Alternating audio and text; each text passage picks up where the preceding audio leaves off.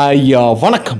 അങ്ങനെ അമേരിക്കയും ഇറാനും തമ്മിലുള്ള യുദ്ധം കഴിഞ്ഞു എന്നാണ് യവന്മാരൊക്കെ പറഞ്ഞുകൊണ്ടിരിക്കുന്നത്. ഇത് കേട്ട് ലോകത്തുള്ള സകല രാജ്യങ്ങളും തുള്ളിച്ചാടുന്നുണ്ട്, പ്രത്യേകിച്ച് ഇന്ത്യ. നരേന്ദ്രമോദിയാണെങ്കിൽ തൊട്ടിയൊക്കെ എടുത്തുകൊണ്ട് ഓടിയിരിക്കുകയാണ് ഹോർമൂസിലോട്ട്, മാക്സിമം എണ്ണ ഇങ്ങോട്ടേക്ക് കൊണ്ടുവരാനായിട്ട്. അങ്ങനത്തെ കാര്യങ്ങളാണ് നമ്മുടെ രാജ്യത്ത് നടന്നുകൊണ്ടിരിക്കുന്നത്. ലോകരാജ്യത്താണെങ്കിൽ മറ്റേ G7 ഉച്ചകോടി നടന്നിരിക്കുകയാണ്. അവിടെ അമേരിക്കയാണെങ്കിൽ ഡൊണാൾഡ് ട്രംപ്, നരേന്ദ്രമോദിയും ഡൊണാൾഡ് ട്രംപ് തമ്മിൽ കൂടിക്കാഴ്ച കഴിഞ്ഞ ദിവസം നടന്നു. നരേന്ദ്രമോദിയും ഡൊണാൾഡ് ട്രംപും ഇരുന്ന് സംസാരിക്കുകയും ചെയ്തു. അതിനുശേഷം ഡൊണാൾഡ് ട്രംപ് ഒരു പ്രസ്താവന ഇറക്കിയിരിക്കുകയാണ്. അതായത് എൻ്റെ ഫ്രണ്ടാണ് നരേന്ദ്രമോദി, മോദിയെ തൊട്ട് കഴിഞ്ഞാൽ എന്ന് പറഞ്ഞാൽ ഇന്ത്യയെ തൊട്ട് കഴിഞ്ഞാൽ ആദ്യം എൻ്റെ ശവത്തി ചവിട്ടിയിട്ട് മാത്രമേ ഇന്ത്യയെ തൊടൂ, ഒരു ശത്രുക്കൾക്കും ഇന്ത്യയെ തൊടാൻ സാധിക്കില്ല എന്നാണ് ട്രംപ് പറയുന്നത്. ഇന്ത്യ ഇപ്പോൾ ഏറ്റവും കൂടുതൽ ദ്രോഹിച്ചുകൊണ്ടിരിക്കുന്ന ഈ വേട്ടാവളിയനാണ്. ഇതേ പ്രസ്താവന ഇറക്കുന്നതിന് മുമ്പ് റഷ്യയിൽ നിന്ന് എണ്ണ വാങ്ങിക്കരുത് എന്ന് പറഞ്ഞ് ഇനി ഞങ്ങൾ താരിഫ് അടിച്ചു തരും എന്നിട്ടാണ് ഇവൻ നമ്മളടുത്ത് വന്നിരുന്ന് പറയുന്നത് എന്താണ്, ഇന്ത്യയെ തൊട്ട് കഴിഞ്ഞാൽ ആദ്യം ഞാൻ ഇറങ്ങുമെന്ന്. സത്യം പറഞ്ഞാൽ ഡൊണാൾഡ് ട്രംപിൻ്റെ അവസ്ഥയെന്ന് പറഞ്ഞാൽ പരിതാപകരമാണ്. ഇന്ത്യ എന്ന് പറയുന്ന രാജ്യത്തെ അവഗണിച്ചുകൊണ്ട് ഈ മരമണ്ടന് ലോകത്തിൻ്റെ മുമ്പിൽ മുന്നോട്ട് പോകാൻ സാധിക്കില്ല. കാരണം ലോക രാജ്യത്തിലെ ഏറ്റവും വലിയൊരു മാർക്കറ്റാണ് ഇന്ത്യ എന്ന് പറയുന്നത്. ഞാനിപ്പോൾ ഒരു കമ്പനി നടത്തുകയാണ്, ഒരു ഫോണ് കമ്പനി. ആ ഫോണ് നാളെ ഇന്ത്യയിലേക്ക് ഇറക്കണ്ട എന്ന് ഞാൻ പറഞ്ഞു കഴിഞ്ഞാൽ ഈ 145 കോടി ജനങ്ങൾ, ഇപ്പോൾ 150 കോടിയാവും അത്, അതായത് 700 കോടി ജനങ്ങളുള്ളതിൽ 150 കോടി ജനങ്ങളുടെ മാർക്കറ്റ് പോയി. ഈ 150 കോടി ജനങ്ങളെന്ന് പറഞ്ഞു കഴിഞ്ഞാൽ ഈ ബംഗ്ലാദേശിൽ പാകിസ്ഥാനിലോ കിടക്കുന്ന ഉടുതുണിക്കും മറുതുണി ഇല്ലാത്ത നക്കിത്തിഞ്ഞ ഉപ്പില്ലാത്തവന്മാരല്ല. അതായത് എന്ത് സാധനം ഇറങ്ങിയാലും ആദ്യം ഓടിപ്പോയി വാങ്ങിക്കാൻ കെൽപ്പുള്ള ഒരു പർച്ചേസിങ് പവറുള്ള ഒരു ടീമാണ് ഇന്ത്യ എന്ന് പറയുന്നത്. ആ രാജ്യത്ത് ഞാൻ എൻ്റെ ഫോൺ ഇറക്കുന്നില്ല എന്ന് പറഞ്ഞാൽ ഖത്തം ഗയ. ടിക്ടോക്ക് എന്ന് പറയുന്ന ഒരു ആപ്പ് സത്യം പറഞ്ഞാൽ ലോക രാജ്യങ്ങളിൽ അല്ലെങ്കിൽ ലോകത്ത് ഫേസ്ബുക്കിനെയും ഇൻസ്റ്റാഗ്രാമിനെയും വാട്സപ്പിനെയും ഒന്നും മറികടന്ന് നമ്പർ 1 ആകാത്തതിൻ്റെ പ്രധാനപ്പെട്ട കാരണം ഇന്ത്യയിൽ അത് ബാൻ ആയതുകൊണ്ടാണ്. അല്ലാത്ത ഒരു കണക്കിന് നന്നായി അത് ഉണ്ടായിരുന്നപ്പോൾ എൻ്റെ പൊന്നോ ഉയരെടുത്തുകൊണ്ടിരുന്നു ഇവിടെയുള്ള കുറേ ടിക്ടോക്ക് വാണങ്ങൾ. എന്തു തന്നെയായിരുന്നാലും അങ്ങനെയുള്ളൊരു സാഹചര്യത്തിൽ ട്രംപിന് ഇന്ത്യയെ വേണം. പക്ഷേ അമേരിക്കയുടെ ഒരു ധാർഷ്ട്യമുണ്ടല്ലോ, പരമ്പരാഗതമായിട്ടുള്ള ധാർഷ്ട്യം.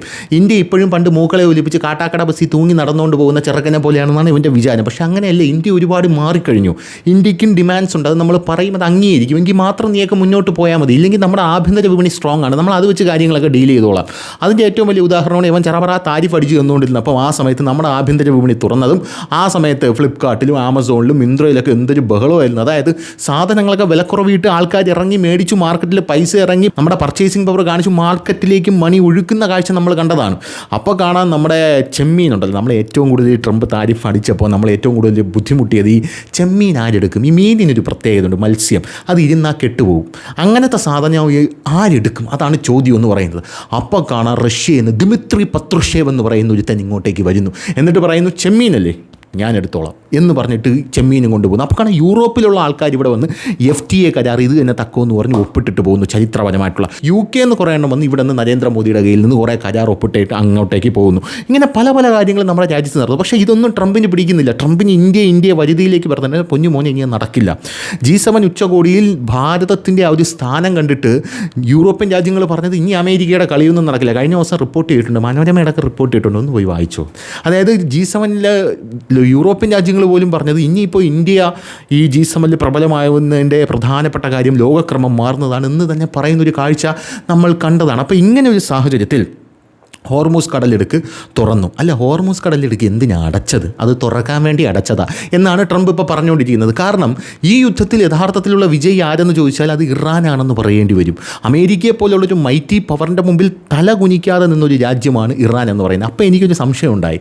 അതായത് അത്ര വലിയ മൈറ്റി രാജ്യമാണ് ഇറാനെങ്കിൽ ഇന്ത്യയും ഇറാനുമായിട്ടൊരു ചുമ്മാ ഹൈപ്പോത്തറ്റിക്കൽ ക്വസ്റ്റ്യനാണ്, ഇന്ത്യയും ഇറാനുമായിട്ടൊരു യുദ്ധം വന്ന് ആര് ജയിക്കും, നമ്മൾ അവന്മാരെ അടിച്ച് ഷെഡ്ഡി കയറ്റും എന്ന് കൃത്യമായിട്ട് വിദഗ്ധർ എന്നോട് പറഞ്ഞു തന്നിട്ടുണ്ടായിരുന്നു. അതവിടെ നിൽക്കട്ടെ.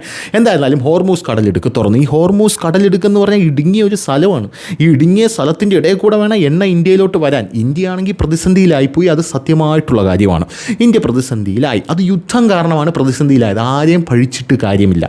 പക്ഷേ നമ്മുടെ പ്രതിപക്ഷവും സുഡാപ്പികളും കമ്മികളും കൊങ്ങികളും എല്ലാം നരേന്ദ്രമോദിയെ പഴിച്ചുകൊണ്ടിരിക്കുകയാണ്. അതപ്പോൾ അങ്ങനെയാണല്ലോ സ്വാഭാവികമായിട്ടും. ഇന്ത്യ എവിടെയെങ്കിലും വിജയിച്ച് കയറുന്നത് കണ്ടാൽ ഉടനെ ഉമാർ പറയും ആ പരിപാടി നടക്കില്ല, അത് നിർത്തണമെന്ന് പറയും. ഉദാഹരണമാണ് ഓപ്പറേഷൻ സിന്ദൂർ. ഉദാഹരണത്തിന് ഓപ്പറേഷൻ സിന്ദൂറിൽ ഇന്ത്യ പാകിസ്ഥാൻ പാകിസ്ഥാനെ അടിച്ച് ഷഡ്ഡി കീറിക്കൊണ്ടിരിക്കുകയാണ്. അപ്പോൾ യുവമാർ ഇവിടെ കിടന്ന് എന്താണ് പറഞ്ഞത്? അതായത് യുദ്ധം ഒന്നിനും ഒരു പരിഹാരമല്ല, നിർത്തൂ പ്ലീസ് എന്നാണ് പറഞ്ഞത്. എടീ, നമ്മൾ അവന്മാരെ ഷഡ്ഡി വലിച്ച് കീറുന്നത് ആനന്ദമുള്ള കാര്യമില്ല, എന്തിനാണ് നിർത്തുന്നത് എന്നൊരു ചോദ്യം പോലും ഒരു പട്ടികൾ ഇവിടെ ചോദിക്കാൻ ഉണ്ടായിരുന്നില്ല. അത് വേറൊരു കാര്യം. അതേസമയം പാകിസ്ഥാനിൽ നിന്ന് 2 മിസൈൽ ഇങ്ങോട്ടേക്ക് വന്നെങ്കിൽ പാകിസ്ഥാൻ്റെ കൂടെ ചേർന്നിരുന്ന് ഇന്ത്യയുമാർ കുറ്റപ്പെടുത്തിയേനെ. അതാണ് ഇവന്മാരുടെ സെറ്റപ്പ് എന്ന് പറയുന്നത്. അതായത് ഹോർമൂസ് കടലിടുക്ക് വഴി ഇന്ത്യയിലേക്ക് നമ്മുടെ രാജ്യത്തിൻ്റെ 80% എണ്ണ ഇങ്ങോട്ടേക്ക് ഒഴുകി വരികയാണ്. ആ ഒഴുക്ക് നിന്നു, സ്വാഭാവികമായിട്ടും ആ കടലിടുക്ക് അടഞ്ഞപ്പോൾ അത് നിന്നു. അതിപ്പോൾ തുറന്നു, വീണ്ടും എണ്ണ വരികയാണ്. പക്ഷേ സംഭവം അതൊന്നുമല്ല. പ്രതിസന്ധി ഇനി വരാനിരിക്കുന്നതേ ഉള്ളൂ എന്നുള്ളതാണ്. അതായത് പിക്ചർ അബീബി ബാക്കി ഹേ എന്ന് പറയുന്നത് പോലെയാണ് കാര്യങ്ങളെന്ന് പറയുന്നത്. ലോകം മുഴുവൻ യുദ്ധമാണ്, അറിയാമല്ലോ. അതായത് ഒന്ന് പറഞ്ഞ് രണ്ടിന് ചിറി കുത്തി കീർണവന്മാരാണ് അങ്ങോട്ടും ഇങ്ങോട്ടും ഒക്കെ ഭജിച്ചുകൊണ്ടിരിക്കുന്നത്. യവന്മാർക്ക് സമാധാനം എന്ന് പറഞ്ഞൊരു സാധനം യവന്മാരുടെ നിഘണ്ടുവിലില്ല എന്നുള്ളതാണ് പ്രധാനപ്പെട്ട കാര്യം. ഇതിലൊന്നിലും ചാൻസ് കിട്ടാതെ മറ്റേ ആണവായുധങ്ങളൊക്കെ ലോഡ് ചെയ്ത് അവൻ്റെ അരയിലും അവൻ്റെ ഇടുപ്പിലൊക്കെ എടുത്ത് വെച്ചുകൊണ്ട് ഒരുത്ത് അവിടെ വെയിറ്റ് ചെയ്തിരിക്കുന്നുണ്ട്. എങ്ങോട്ടെങ്കിലും എടുത്തിട്ട് അവർ ചാൻസ് കിട്ടുമെന്ന് പറഞ്ഞ് ഉത്തര കൊറിയയിലെ നമ്മുടെ കിം ജോങ് ഉൻ എന്ന് പറയുന്ന ഒരുത്തൻ. എന്തായാലും അവൻ അവിടെ ഇരിക്കട്ടെ.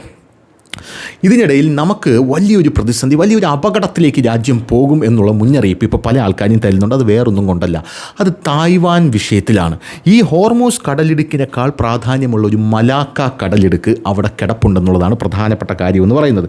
ഈ കടലിടുക്ക് അടഞ്ഞു പോയി കഴിഞ്ഞാൽ ഇന്ത്യയും ലോകരാജ്യങ്ങളുമെല്ലാം ഇതിലും വലിയ പ്രതിസന്ധിയിലേക്ക് പോകുമെന്നാണ് ഇപ്പോൾ വിദഗ്ധരെല്ലാം പറഞ്ഞുകൊണ്ടിരിക്കുന്നത്. ഇന്ത്യയുടെ മുൻ വിദേശകാര്യ സെക്രട്ടറി 2016 മുതൽ 2017 വരെ ചൈനയിലെ ഇന്ത്യയുടെ അംബാസഡറുമായിരുന്ന വിജയ് ഗോഖലെ വലിയതും ആശങ്കയേറിയതുമായിട്ടുള്ളൊരു മുന്നറിയിപ്പാണ് ഇപ്പോൾ മുന്നോട്ടേക്ക് വച്ചിരിക്കുന്നത്. ഹോർമൂസ് കടലിടുക്ക് തുറന്നിട്ടുണ്ടെങ്കിലും തായ്വാനുമായി ബന്ധപ്പെട്ടിരിക്കുന്ന ഇന്ത്യക്ക് മുന്നിൽ ഒരു വലിയ സാമ്പത്തിക പ്രതിസന്ധി ഉയർന്നു വരാൻ സാധ്യതയുണ്ട് എന്നാണ് അദ്ദേഹം ഇപ്പോൾ പറയുന്നത്. എന്തായാലും എന്താണ് ആ പ്രതിസന്ധി എന്ന് നോക്കിക്കഴിഞ്ഞാൽ, ചൈനാസ് വാർ എന്ന തൻ്റെ പുതിയ പുസ്തകത്തെക്കുറിച്ചാണ് അദ്ദേഹം സംസാരിച്ചുകൊണ്ടിരിക്കുന്നത്. അതിനെക്കുറിച്ച് സംസാരിക്കുമ്പോൾ അദ്ദേഹം വളരെ ഡീറ്റെയിൽ ആയിട്ട് പറയുന്നുണ്ട്. മുൻ വിദേശകാര്യ സെക്രട്ടറി വിജയ് ഗോഖലെ മുന്നറിയിപ്പ് നൽകിയത് തായ്വാൻ വളരെ അകലെയാണെന്നും അത് നമ്മളെ ബാധിക്കില്ല എന്ന് നമ്മൾ കരുതുന്നുണ്ടെങ്കിലും അത് തെറ്റാണ്. അത് നമ്മുടെ വലിയ തെറ്റാണ്. സാമ്പത്തിക ഉപരോധം, മിസൈലുകൾ, സൈബർ ആക്രമണങ്ങൾ തുടങ്ങിയ തന്ത്രങ്ങൾ ചൈന തായ്വാനിൽ സ്വീകരിച്ചു കഴിഞ്ഞാൽ, ചൈന തായ്വാനെ വളഞ്ഞു നിൽക്കുകയാണ്, അറിയാമല്ലോ. കഴിഞ്ഞ ദിവസം അവന്മാർ മറ്റേ കൊതുക് ഡ്രോണൊക്കെ ഇറക്കി, മൊസ്കിറ്റോ ഡ്രോണൊക്കെ. അങ്ങനെ ചൈന തായ്വാനെ വളഞ്ഞിരുന്ന് ഷീ ജിങ് പിങ്ങിൻ്റെ അഭിമാന പ്രശ്നമാണ് അയാൾ ഇറങ്ങുന്നതിന് മുമ്പ് തായ്വാൻ പിടിക്കുക എന്നുള്ളത്. തായ്വാൻ എങ്ങാനും ചൈന പിടിച്ചു കഴിഞ്ഞാൽ അവിടെ മിസൈലോ ഉപരോധമോ സൈബർ ആക്രമണമോ തുടങ്ങിയവ അഴിച്ചു വിട്ട് കഴിഞ്ഞാൽ മലാക്ക കടലിടുക്കിൻ്റെ സമുദ്ര വ്യാപാരം ഉടനടി നിലയ്ക്കും. ആ രീതിയിലേക്കാണ് കാര്യങ്ങൾ പോകുന്നത്. മലാക്ക കടലിടുക്ക് മലേഷ്യയ്ക്കും ഇന്തോനേഷ്യയ്ക്കും ഇടയിലുള്ള വളരെ ഇടുങ്ങിയതും തിരക്കേറിയതുമായിട്ടുള്ള കടൽപ്പാതയാണ്. 80,000-ലധികം കപ്പലാണ് അതുവഴി കടന്നു പോകുന്നത് എന്നുള്ളതാണ്. ചൈന, ജപ്പാൻ, ദക്ഷിണ കൊറിയ തുടങ്ങിയ രാജ്യങ്ങൾ ഇന്ധന ഇറക്കുമതിക്ക് ആ പാതയെ ആശ്രയിക്കുന്നു എന്നുള്ളതാണ് മറ്റൊരു കാര്യം. തായ്വാൻ പ്രതിസന്ധി കാരണം മലാക്ക കടലിടുക്ക് അടച്ചുപൂട്ടിയാൽ ഇനി എന്ത് സംഭവിക്കും എന്നുള്ളതാണ് നമ്മൾ നോക്കാൻ പോകുന്നത്. ഈ വ്യാപാരത്തിൻ്റെ 40%, അതായത് നമ്മുടെ ഇന്ത്യയുടെ വ്യാപാരത്തിൻ്റെ 40% നിലയ്ക്കും. ആഗോള വിതരണ ശൃംഖലയുടെ 30% ചൈനയിൽ നിന്നാണ് ആരംഭിക്കുന്നത്. ആഗോള വിതരണ ശൃംഖല അറിയാമല്ലോ. അതായത് ട്രംപിൻ്റെ അടവൊന്നും ചൈനയിൽ വിലപ്പോവാത്തത് ചൈനയുടെ പ്രധാനപ്പെട്ട റോ മെറ്റീരിയൽസും പ്രോഡക്ട്സുമാണ് അമേരിക്കയിൽ വന്നിറങ്ങിക്കൊണ്ടിരിക്കുന്നത് എന്നുള്ളത് കൊണ്ടാണ്. അങ്ങനെ 30% പ്രോഡക്ട്സിൻ്റെയും കയറ്റുമതി ചൈനയിൽ നിന്ന് നിലയ്ക്കും. അതിൻ്റെ ഇറക്കുമതി ലോകരാജ്യങ്ങളിൽ പിന്നെ ഉണ്ടാകില്ല. ഇനി ലോകത്തിലെ സെമി കണ്ടക്ടർ ചിപ്പുകളുടെ 90% തായ്വാൻ, ജപ്പാൻ, കൊറിയ, ചൈന എന്നിവിടങ്ങളിൽ നിന്നാണ് വരുന്നത്. ഇതാണ് ഏറ്റവും ആശങ്കാജനകമായിട്ടുള്ള കാര്യം എന്ന് പറയുന്നത്. ചിപ്പുകളുടെ അഭാവം മൂലം ഇന്ത്യയുടെ സമ്പദ് വ്യവസ്ഥ തകരും എന്നുള്ളതാണ് ഇയാൾ കൃത്യമായിട്ട് മുന്നറിയിപ്പ് നൽകുന്നത്. ഇത് വെറുതെ നമുക്ക് ചുമ്മാ ഒന്ന് വായിച്ചു വിടാൻ പറ്റുന്നൊരു റിപ്പോർട്ടല്ല. ഇത് നടന്നു കഴിഞ്ഞാൽ നമ്മുടെ രാജ്യത്ത് സംഭവിക്കാൻ പോകുന്ന കാര്യങ്ങൾ ഇതാണ് എന്നുള്ള കാര്യത്തിൽ തർക്കമൊന്നുമില്ല. മുൻ വിദേശകാര്യ സെക്രട്ടറി വിജയ് ഗോഖലെ ലളിതമായി മുന്നറിയിപ്പ് നൽകുന്നു. ഈ പ്രതിസന്ധി കാരണം നമ്മുടെ കൊമേഴ്സ്, ലോജിസ്റ്റിക്സ്, വിനോദം, വിദ്യാഭ്യാസ വ്യവസായങ്ങൾ എല്ലാം രാജ്യത്ത് സ്തംഭിക്കും. രാജ്യത്ത് തൊഴിലില്ലായ്മയും അസ്ഥിരതയും വർദ്ധിക്കും. നിങ്ങൾക്ക് ഓൺലൈൻ പിസ ഓർഡർ ചെയ്യാനോ പുതിയ കാർ ഓർഡർ ചെയ്യാനോ കഴിയില്ല. ഇന്ത്യയുടെ IT മേഖലയെ തകർക്കാൻ ചൈനയ്ക്ക് കഴിയുമെന്നുള്ളതാണ്. അതായത് വിജയ് ഗോഖലെയുടെ അഭിപ്രായത്തിൽ തായ്വാൻ പ്രതിസന്ധി ഇന്ത്യയുടെ ഏറ്റവും വലിയ ശക്തിയായ IT വ്യവസായത്തെ തകർക്കും. ഇന്ത്യയിൽ നിന്ന് അമേരിക്കയുടെ സിലിക്കൺ വാലിയിലേക്ക് ഇൻ്റർനെറ്റ് കണക്ടിവിറ്റി നൽകുന്ന 15 അണ്ടർസീ കേബിളുകൾ തായ്വാൻ കടലിടുക്കുമായിട്ടാണ് ബന്ധപ്പെടുത്തിയിരിക്കുന്നത്. കഴിഞ്ഞ 2 വർഷത്തിനുള്ളിൽ ചൈന ഈ പ്രധാനപ്പെട്ട കേബിളുകളിൽ 3 അഴിച്ചു മാറ്റിയിരിക്കുന്നത് എന്നുള്ളത് വളരെ ആശങ്കാജനകമായിട്ടുള്ളൊരു വാർത്തയാണ്. തായ്വാനെ ചൈന വളരെ കാലമായി തങ്ങളുടെ പ്രദേശമായി കണക്കാക്കുകയാണ്. അപ്പോൾ ഇത്രയും വലിയൊരു വിശദമായിട്ടുള്ള ഒരു റിപ്പോർട്ടാണ് അദ്ദേഹം പറഞ്ഞിരിക്കുന്നത്. ഈ തായ്വാനിൽ ചൈന അധിനിവേശം നടത്തിക്കഴിഞ്ഞാൽ അത് ഇന്ത്യയെ സാരമായി ബാധിക്കുമെന്നുള്ള കാര്യത്തിൽ തർക്കമില്ല.